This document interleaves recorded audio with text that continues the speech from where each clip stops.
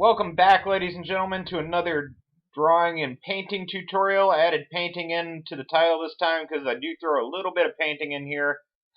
Uh, this is a special edition. I'm actually drawing this for another project. As you can see, I'm starting with the basic shapes. There's going to be a figure sitting at a table. And I was going to have his arm reaching down into a bowl of food, and I decided no, I wanted him holding the cup. This is actually a scene from my book. I've decided to try to go ahead and see if I can do some narrated scenes for my book, maybe get me a little advertising. And this was going to be one of the, obviously I'm not going to draw everyone.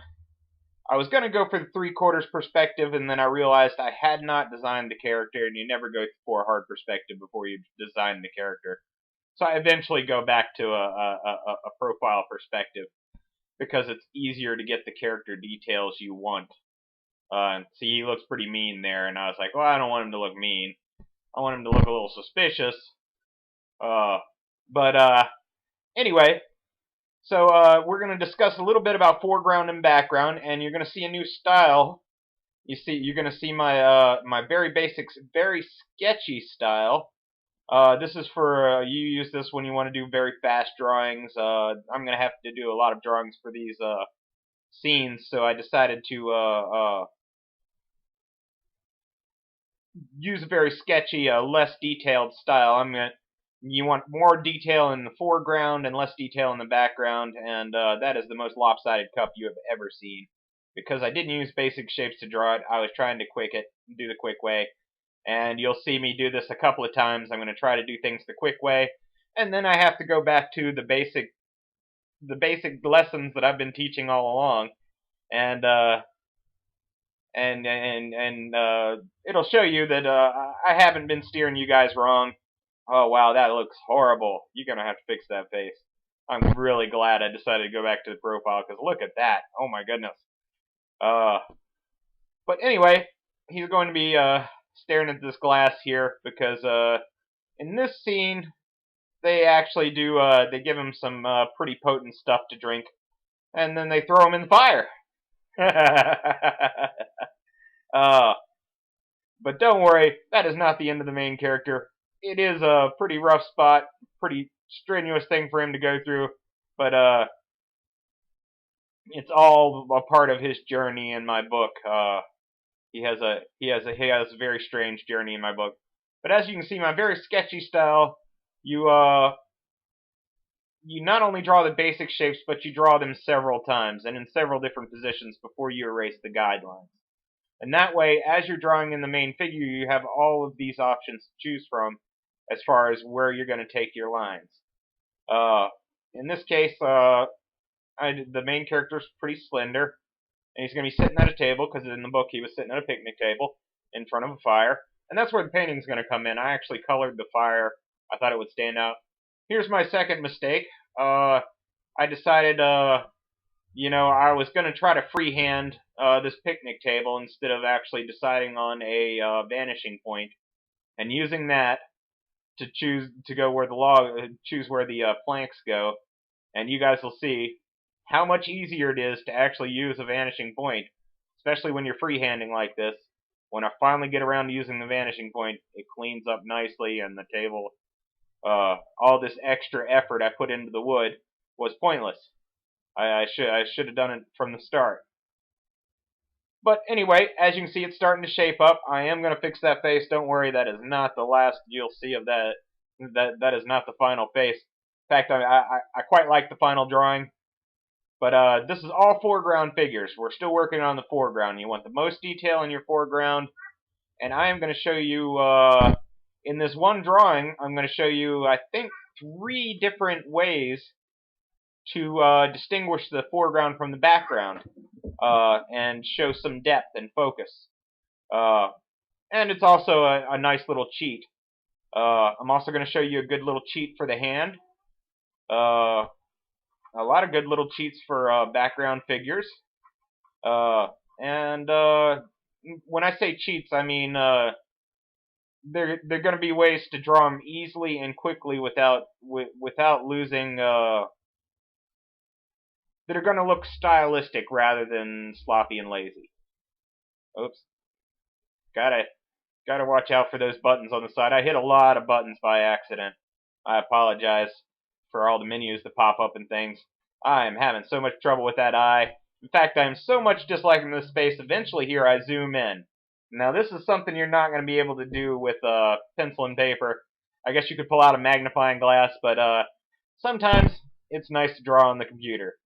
That's why, oh, it brightened up all of a sudden. Sorry guys, I darkened it so you can see my sketch lines from the beginning, so that the first 10 minutes weren't you looking at very, very, very light lines that you couldn't see. Oh, there we go. I zoomed in. Where's the move tool? Oops, brought up Movie Maker because I was saving these as a different file type as I was making them. All right. One of the joys of drawing on computer is that you can zoom in to whatever you're drawing. Oops. For some reason, my pad just likes to make a dark line out of nowhere. So anyway, zooming in, or most artists, I'm so focused tonight. A lot of artists will draw their picture bigger and then print it out. Like back when I was doing some comics, I did some comics for a newspaper back when I was in high school. Just a little thing for I can't remember the name of the newspaper, but it didn't last long. I was in high school. I had a full-time job, so you know, I didn't have much time for this type of stuff. So there I go, going back to the basic shapes. You see that, guys? You go to the basic shapes. And I still screwed that up. And that is a very nice eye, except for it's crooked. You see the head's leaning down, but the eye's going straight forward. So, anyway, when I drew those comics, I drew them on very large cutout board, and then they shrunk them down for the newspaper. And this makes it look like you added a lot more detail, and you were adding a lot more fine detail than you actually were. And this will help you in your drawings, especially if you're doing finished pieces. Draw it big. Draw it big. Start out very big, and digitally shrink it if you can. A lot of everything's going digital nowadays. In fact, I highly recommend getting a drawing pad for your computer because it gives you so many more options. But like I said, you can actually do this with a magnifying glass. A lot of artists have a magnifying glass for their table so that they can work in tight detail. I never did. I always did the draw big and shrink it thing. I'd draw it big, scan it to the computer, shrink it down, and it would look like I did super detailed drawings, and when in fact they weren't. Now, here's something I always struggled with: black hair. The character has black hair, and you're drawing in pencil, so you only have black and white. So how do you differentiate black hair? Well, black hair is not completely black. You know, it is completely black, but you got highlights on it, and you use the highlights to distinguish the different bands of hair. Now, I haven't done a hair tutorial. I plan to do hair and cloth tutorial, so you'll see a lot of work on the cloth here, a lot of work on cloth, because I have a lot of roped figures in the background later on. Basically, where you have a bend in the cloth, you put a wrinkle. You got to remember the shape under the cloth and how it's pushing it out. You know, like where the shoulder is there, that's going to be a little bit higher out. You see the depth line underneath where the bulge of the shoulder is creating a shadow in the cloth. Oh, that's a much better chin. That's a much better chin. The nose has still got to be fixed a little bit, but that's a much better chin. And you see when I'm doing the hair, I'm not doing a straight line. I'm doing little jagged lines that connect together at the edges, and that's going to create the impression that the hair is being pulled back from a bunch of tiny little roots rather than just being drawn in. I fight with this hand for a while and then eventually use a cheat. You guys are going to see me fight with this hand pretty hard. And this cup. And even at the end, I think the cup is lopsided, but I kind of like the way it looked lopsided. It was kind of neat and stylistic. And when I say stylistic, I was tired of messing with it, and I decided it was good enough. Because, you know, I'm doing all these things for just as a little ad for my book, and I thought maybe they'd be entertaining to the people on the channel. They're going to be entertaining scenes from the book. In the book, he's handed a cup with an ankh in relief on. I think it's an ankh. Yeah, an ankh in relief on both sides. I haven't done metallic shading either. It's a silver cup. The highlight there is actually the reflection of the flame, and the shading is just is the reflection of his body. It's going to be hard to explain, but I will do a metallic or a reflective shading tutorial in the future, and we'll just leave it at that. I apologize for showing you guys so many things. That's why I called this a special episode rather than a specific tutorial, because there's a lot of things in this I haven't gone over in my other tutorials. At least not yet. If you're watching this in the future, I may have already. Just look ahead in the playlist. They're probably there somewhere. If you're looking at this in the present, then you are freaking amazing, because I haven't uploaded it yet. I don't even know how you're doing it. So I guess all of you are going to be looking at this in the future. See, now I'm just confusing myself. I started talking about the black hair, but then I started working on the hand, and I never stopped working on the hand and the glass. I could not fit that pinky finger in. For some reason, no matter how I drew it, I could not get that pinky finger to fit in with the hand and make the hand not too big or misshapen. So it was very frustrating. And okay, we lost a little footage there. I had a lot of recording problems with this. I apologize. You're gonna see a lot of places where I skipped ahead a little bit, and it's not me skipping ahead. It's where I lost some footage because it got corrupted. All right. Well, the fire is in front of him, so that's gonna be our light source. And there is a little light source from the night sky, but it's not gonna be. It's nighttime, so it's not gonna be very bright. So the black hair, you want to just in very dark lines, just sketch out, just make it a very dark shade, and it'll look like black hair.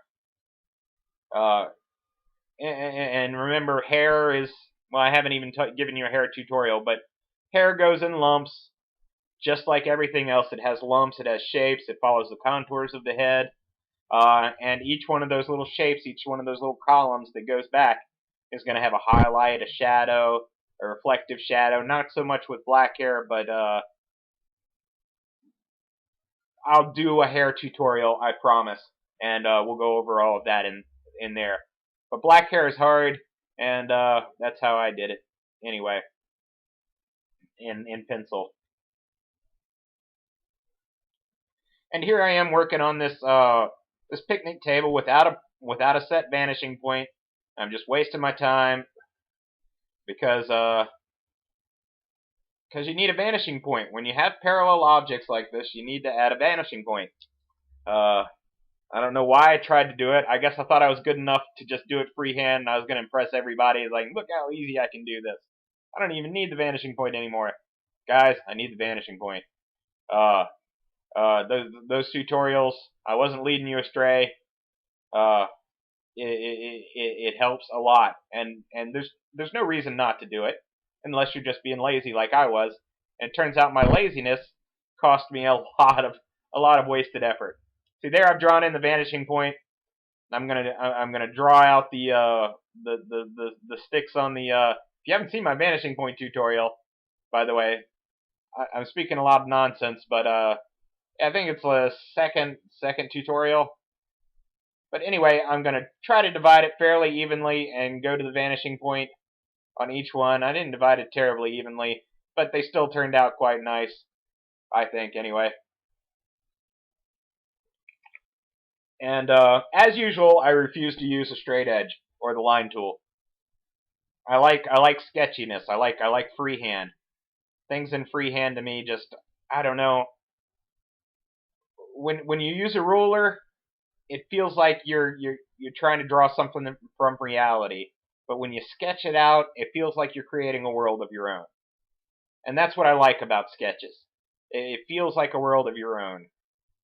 Everything fits in with everything else because it's all hand sketched, rather than, some of it is very fine and some of it isn't. See, I'm putting in some cast shadows now.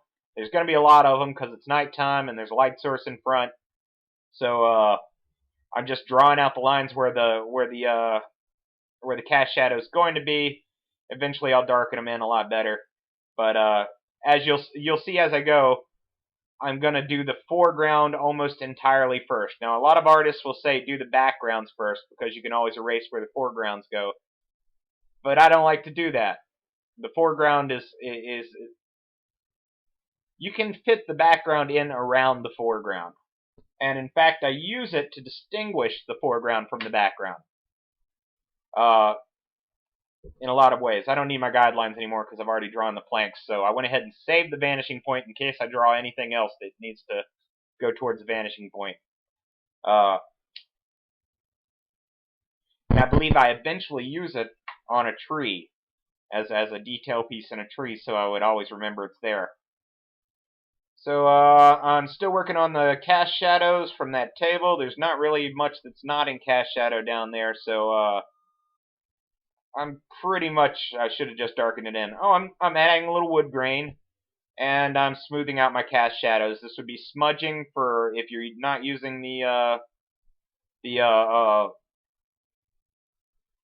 not using a tablet and working on your computer.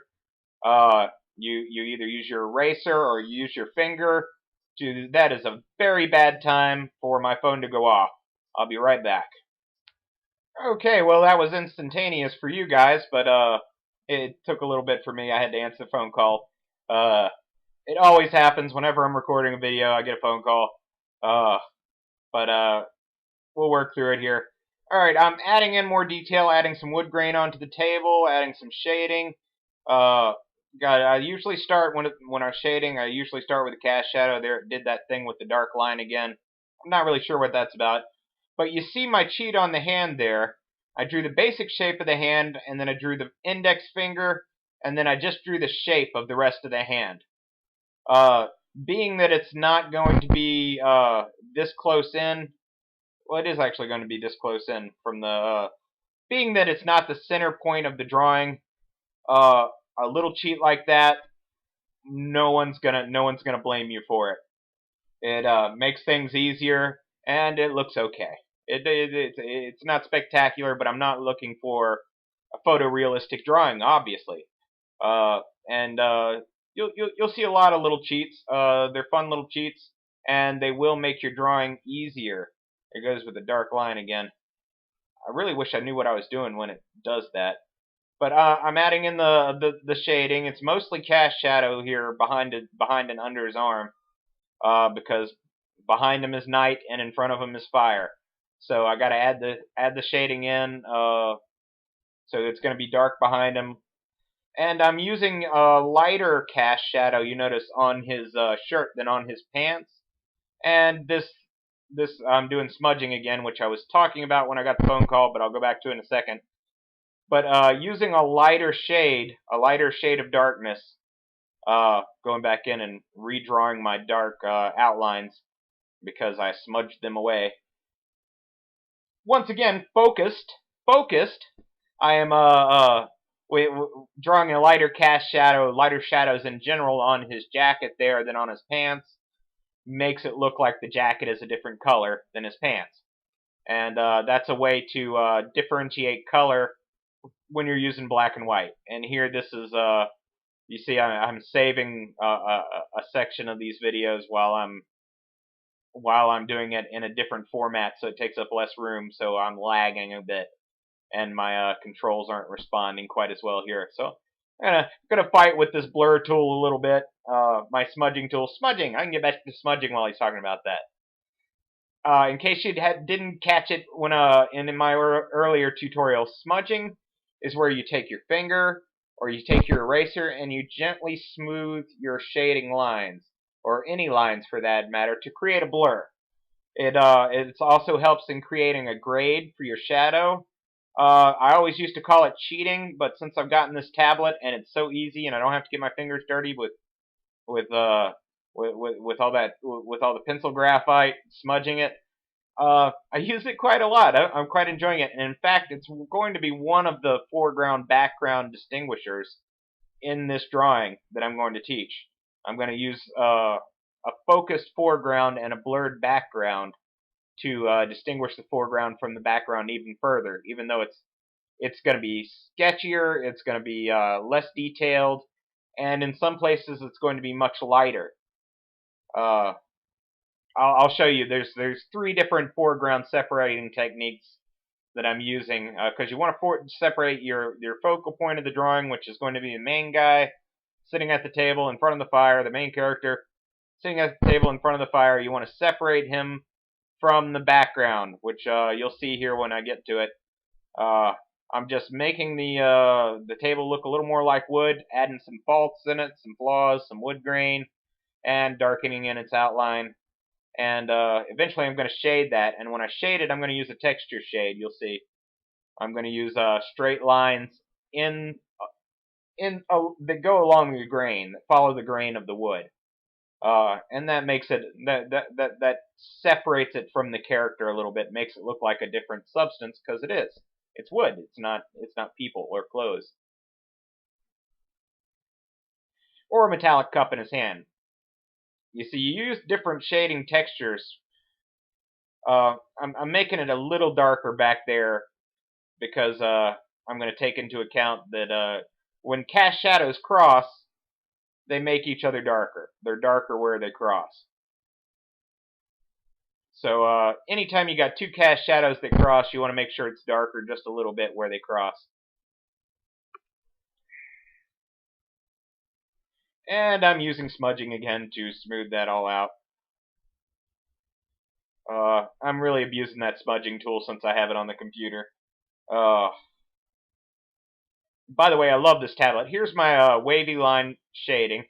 First of all, I'm going to darken in the wood grain lines that I added. Those are just depth lines. Just a couple curvy lines along the board to make it look like wood. And since we don't have, this is actually the first drawing we've had that doesn't have a universal light source.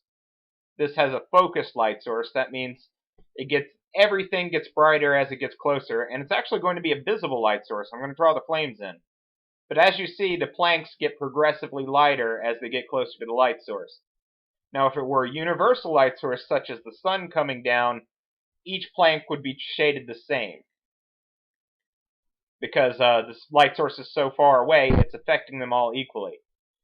But since we're closer to the light source here, and it's so much brighter and intense, the boards farther away, and it's nighttime, are going to be darker. You don't have a universal light source lighting them, you have mainly just the fire lighting them. So, as you can see, everything's at 4 times speed. This took me about 2.5 hours to draw. We lost some footage, so it actually probably took me about 3 hours to draw. And I figured you guys wouldn't want to sit through that, and I figured I didn't think I could come up with something to talk about for that long. So, 4 times speed for the win. Okay, I don't want to do any details under the table because it's kind of pointless. It's nighttime. It's underneath the picnic table. I could if I wanted to, but like I said, I want to do these drawings fast. I want them to look good, but I want to do them fast so that I can get a lot of them done, so that I can progress with my project. If you put every bit of detail into everything, okay, we're starting on the background here, and as you'll see, I'm going very, very sketchy with the background figures. I'm adding very little detail to them. I'm doing a head. They're all going to be robed figures because that's what it is in the scene. They're all wearing robes. I'm just drawing the head, and then I'm drawing a shape of a body. And later on, I'm just going to use the sketchy shapes that I just kind of threw them out there. I didn't bother, figuring out where the arms were going to be, figuring out where the chest was. I drew a head and I drew a torso. And they're all going to be standing in tall grasses, except for right around the picnic table where it's pressed down. This is all described in the book. I'm going to try to keep it as close to the book as possible. You see how light those sketch lines are. You always start light. And there is the farthest background down the hill way out of sight. So I wanted to do the forest and show it kind of disappearing, so I kind of combined all the canopies together, the trees together to form one canopy. It'll look a little better once I start darkening it in. And here's some crazy malfunctions. I don't even know what the heck that is. And switching back to the pencil fixed it. So all's well that ends well. Once again, I'm going to continue to sketch in these figures really lightly and very undetailed in the background. And later on, I'm going to use those just kind of random shapes to actually, whoa, super dark line, to make them look a little better. But once again, they're not going to have as much detail as the foreground character because we want to differentiate. That's one of the first ways to differentiate the foreground from the background is level of detail. The second way, once I start darkening them in, you'll see, is going to be the sketchiness of it. You see, the foreground, I have very tight lines, defined lines. Well, they're not very tight, but they're tight for me. Tight, dark lines. And in the background, they're going to be kind of sketchy, not as dark lines. They're still going to have a dark outline compared to the rest of their body. And as you can see, I'm just drawn in some random tree shapes that I'll later make into a forest. Just some vertical lines and curved lines and some slanted lines behind the figures. And I'll use those very basic guidelines to make a forest later on. You draw the very basic ones in without the detail to make it quicker. It's kind of a cheat. Later on, you could turn those easily into a forest or a set of trees, or if I wanted, even a fence or something, but in this case, it's a set of trees because the house that in my book takes place is up on top of a mountain in a forest. A forested mountain, if you will. Okay, I lost some footage, and you guys are going to be mad about this one because this is where I added in the highlight. I added in the fire, and I lost it. But what I did when I drew the fire, and I drew some highlights from the fire, when I drew the fire, I drew it out in pencil, and then I used the airbrush tool to airbrush red all along the edges, and then I airbrushed orange, overlapping the red quite a lot, and then I drew yellow overlapping the orange quite a lot, and the red a little bit, and then I drew a lighter yellow closer to the tip of the flame, and then I drew some little specks out of fire out in the air because that's what fire does. It throws little sparks and things up in the air. Okay, I'm drawing the fire pit now. It's just a ring of stones in which the fire is contained. I'm just sketching it out really loosely. You want to, when you're trying to do a background quick, you don't want to put too much detail in the background until you're ready to start darkening it in and defining the shapes.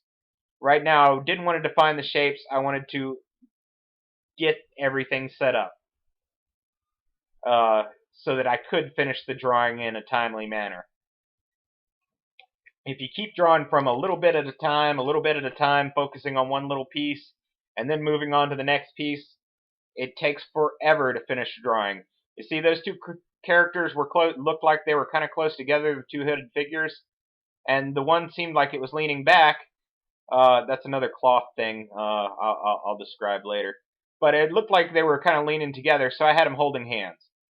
And that figure looked like it was more draped in a sheet than oh, and there's my my vanishing point at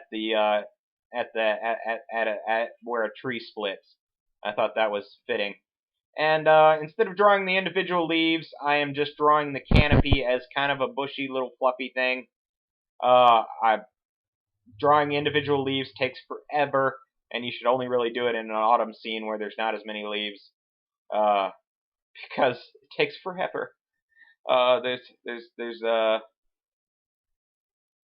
You shouldn't punish yourself while drawing. Drawing should be fun, and you want results. But then again, you should also not accept anything less than you're satisfied with. And but I am quite satisfied with the sketchiness of the backgrounds. I like a sketchy scene, and as you can see, all of the figures have a dark outline around them still, but they're not as dark as the foreground, and that's the and they're also sketchier. They're not as clean. The lines aren't as clean. Even the shading's not as clean. Uh, and as you can see, I'm actually getting brighter in the background, even though it makes no sense as far as the way light travels. I'm actually making the background figures and the background itself lighter, closer to the fire. And making a background lighter, that's the second way to distinguish the foreground from the background. It's kind of like disappearing into a fog. I assumed there was smoke coming off of the flames, and I assumed the smoke was kind of in the way of seeing that part of the background well. It was my inner thesaurus is broken, distinguishing itself. No, no, no, no, no, no. The smoke is, wow, that was weird. And of course, I'm going to use the smudge tool and add the third way of distinguishing the foreground from the background, and that is a blur. Uh, it, with the camera and with your eyes, what you're focused on is much more detailed than what you're not focused on, especially with the camera. And blurring your background or smudging your background is going to easily distinguish your foreground from your background and draw the viewer's attention to what you want them to see. In this case, the main character examining a glass of whatever. I don't even if you read the book, you're not going to be really sure what they put in it, but it was potent. So I'm darkening in the background figures just little bits at a time, and as you can see, I'm making those random lines that I used for a forest into a forest. I'm throwing in a crooked tree here and there, and in between the trees, you can use some blackness. But yeah, fogging something out, making the distance foggy, is one way to distinguish the background from the foreground. Using sketchier lines and lighter outlines and less detail, those are all ways to distinguish the foreground from the background. That's about it from distinguishing the foreground from the background. So I'm going to go into a little bit about this highlight. The reason I used color here, and the reason I went ahead and used the paint here, is because I thought it would look really neat if we had a little colored highlight on the main character from the fire. It would well, on everything around the fire actually. I'm going to okay. Yeah, that's where we lost some more footage. It's just where I finished darkening in that one figure and blurred it out a little bit. Okay, so here I am using the airbrush tool.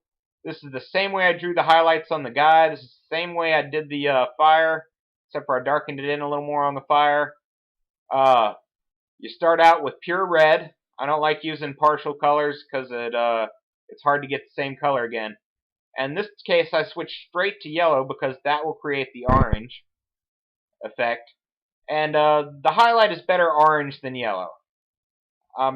That's just the way it is. I'm going to define the ridge there of the grassy area around the stone wall with a little highlight. That's just a little place that the light is catching. You remember the path of photons. And an airbrush highlight is very nice for creating the look of a nearby flame or something like that. A secondary light source. They're great for secondary light sources. Basically, you just put them on the edge closest to the secondary light source. In this case, the starlight would be the primary light source, which is very dim, and the firelight would be the secondary light source, which is very bright and close to the main character. Darkness is another way to distinguish the foreground from the background. I didn't use it here, but just like you can fade to white, you can also fade to darkness. And as you can see, I'm putting very little detail on the background characters. I'm shading them in just a little bit, making sure they look like they're affected by the fire's light. And I'm dark. They're going to get darker the further they get away from the fire's light. And once again, I'm still using those random lines I drew to make a forest out of it. When you're sketching things in, the sketchy style that I was talking about, you don't want to put much detail until you're ready to draw it. Basically, you want to sketch the whole drawing in almost nothing. You do your foreground first, and then you sketch your entire background, without distinguishing anything, really. You want some trees there, so put some vertical lines. You want some figures there, so put a little head and a body. Not even a detailed body, just a lump. In this case, they're all robed, so that made it a lot easier to turn those lumps into people. But for the most part, that's what you want to do. Because you can see how fast I'm blowing through this background compared to how much time I spent on the main character. If I spent as much time detailing the background as I did the main character, each one of those figures would take me, wow, did you guys see that? You didn't see that. But anyway, it would take forever to finish your drawing, and I know when I'm drawing, I want to see results. I want to see my work finished, and it's almost punishing when I can't finish a drawing in one session. It's very frustrating. And this sketchy style is just a little cheat to make it easier to finish a drawing.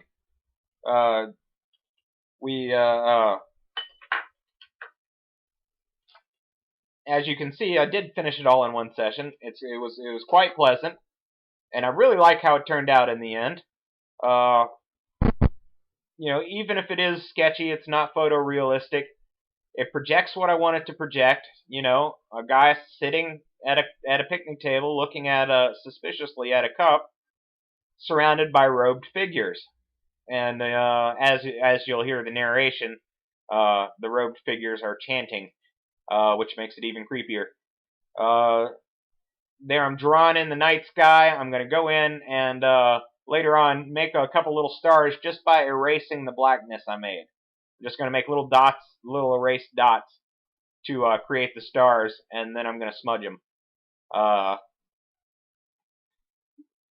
Just because I'm smudging everything in the background, because I'm using that as my primary technique of distinguishing the foreground from the background. But I did use those other techniques as well. Less detail, sketchiness, less solid. Like there's a figure back there behind the tree on the left-hand side. You can't see any details of him because he's behind the people that I'm using less details on. And here I am very quickly sketching in the long grass. I'm going to smudge over that, and you won't see all the little details because it's not necessary. It's going to look nice, I promise. One of the problems everybody always has is determining where to stop the background. And that's something I had when I first started. Where do you stop the background from the foreground? And it's really going to be up to the drawing itself. In this case, I stopped the background kind of in a circle around him. I would say the middle point of the circle of the foreground is probably at the far edge of the picnic table from him, and everything beyond that I'm going to make into background. I'm going to consider background not a focal object. You see, even the fire is not very focused. Although I kind of wish I would have worked a little harder on that fire. But I wanted to go cartoony. I didn't want photorealism. I can't even do photorealism. Let's be honest. I'm not that good of a drawer. I'm not that good of a drawer. What are you chasing? Oh my god, my cat is hunting something, and I'm not really sure what it is. I apologize. I hope it's not a spider or something. Oh god, I hate spiders. But I'm doing some very, very light and basic shading on on the whited out area around the background around the fire. You really don't want much detail or shading at all from that. It may not be, the proper way the light travels, but it makes it look nice. What am I highlighting now? Oh, I signed my name, which means I'm finished. There you go. There's a special edition foreground and background of drawing tutorial. It's really just something I was working on and I wanted to share with you guys. I thought maybe I could teach a couple of things while I was doing it. Don't forget to check out my book. If you wanted to see what that scene was all about, it's available on Amazon.com. There's a link in the description below. Check it out. It's a good book. It's a little creepy, but it's deep.